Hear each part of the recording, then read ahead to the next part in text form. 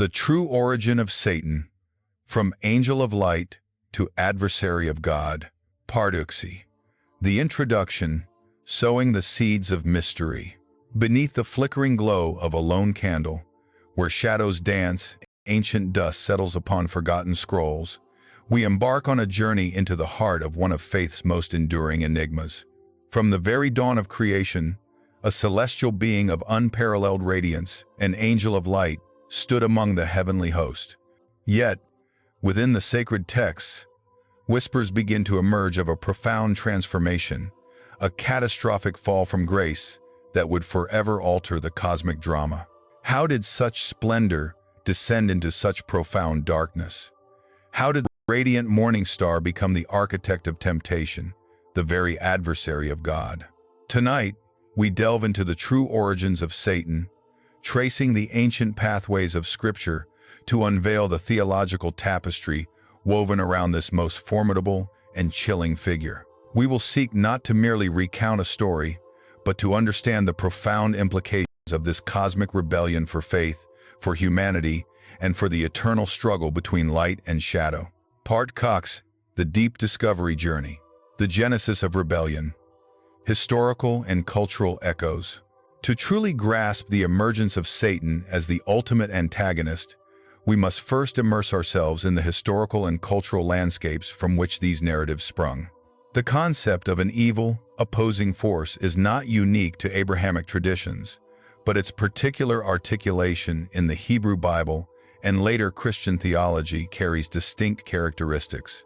Early Mesopotamian cultures, for instance, wrestled with chaotic forces and malevolent deities, but the monotheistic framework of ancient Israel presented a unique challenge: how to reconcile the absolute sovereignty of a good God with the undeniable presence of evil in the world.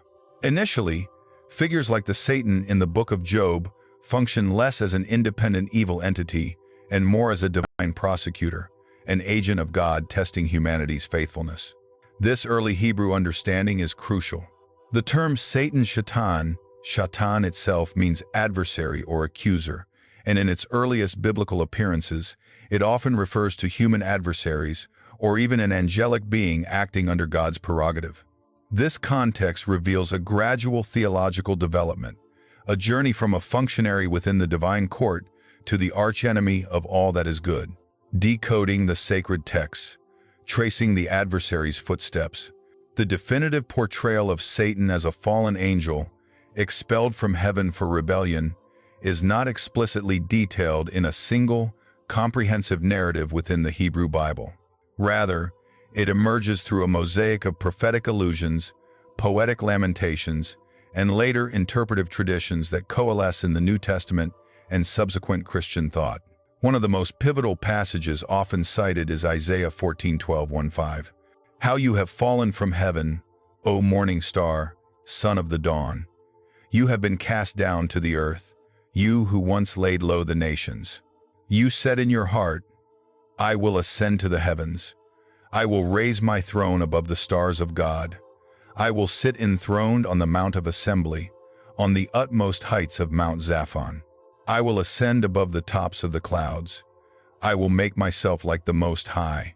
But you are brought down to the realm of the dead, to the depths of the pit. While this passage is primarily directed as a taunt against the king of Babylon, its vivid imagery of a celestial fall, of one who aspired to usurp God's authority, resonated deeply with later interpreters.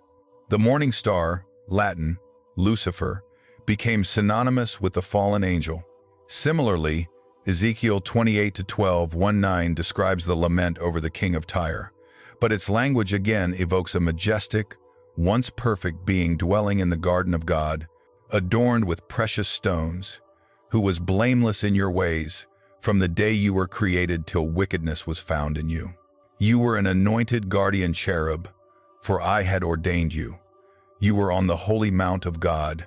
You walked among the fiery stones. You were blameless in your ways from the day you were created till wickedness was found in you.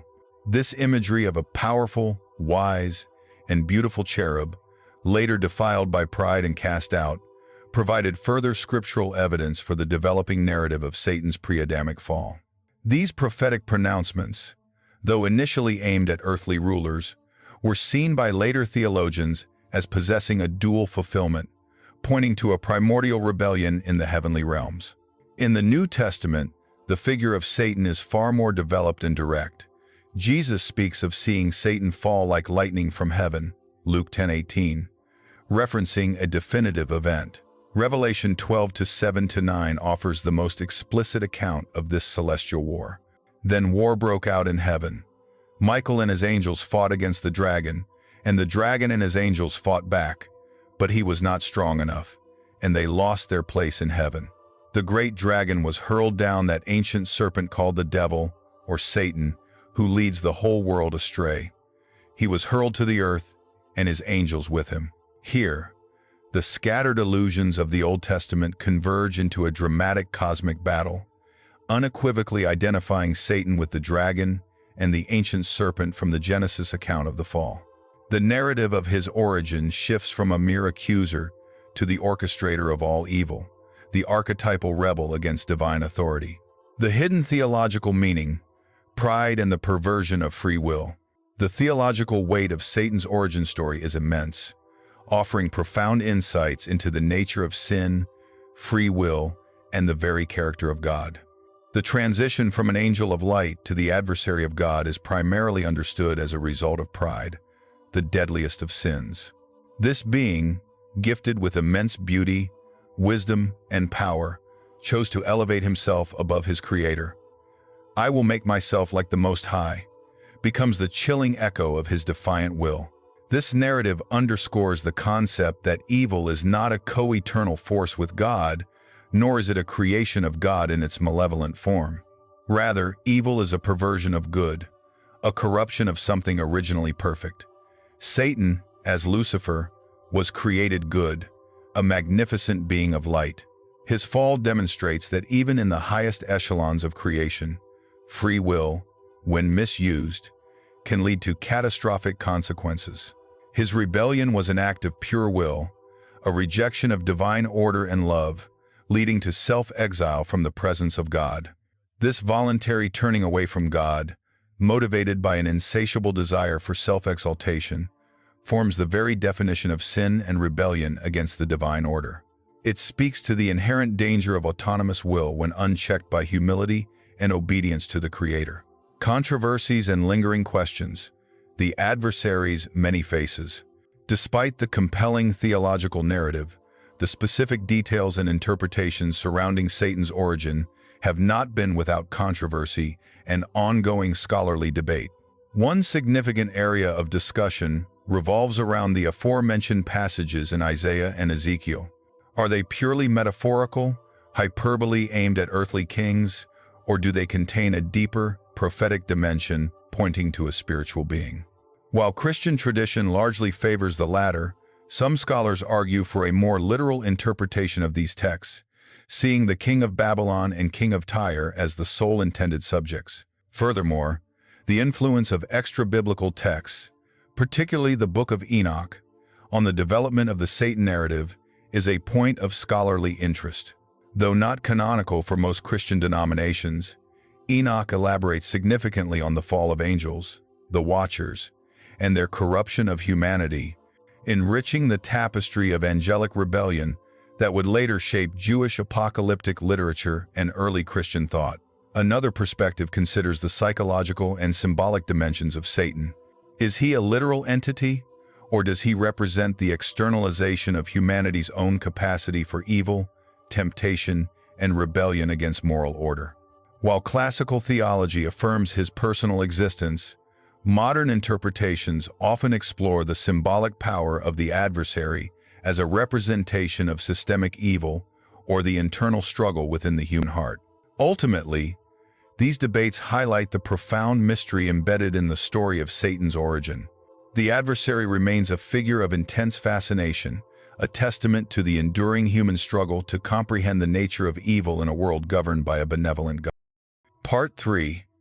The conclusion, eternal resonance. We have journeyed through the subtle currents of ancient texts, from the initial stirrings of an adversary in the divine court to the dramatic portrayal of a fallen angel, expelled from celestial glory. The true origin of Satan, as unveiled in scripture and theological reflection, is a testament to the profound power of choice.